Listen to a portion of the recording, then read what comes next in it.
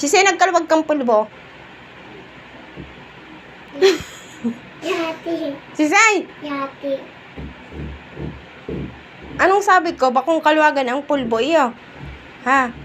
Sa outro mayo na kung Ang isip. aapudan ko si Balilay.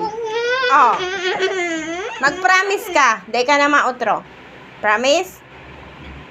Day ka na mautrong kalwag. Ikamayi. Sisay gusto mo apudan ko. Ha? Si Barkada. Apudan ko si Barkada. Itauta ka. Sisay kayo nagkalwag kang pulbo. Isay inot. Yati. Ika ate.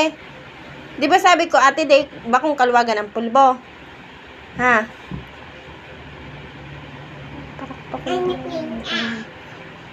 Oh, ay, tata.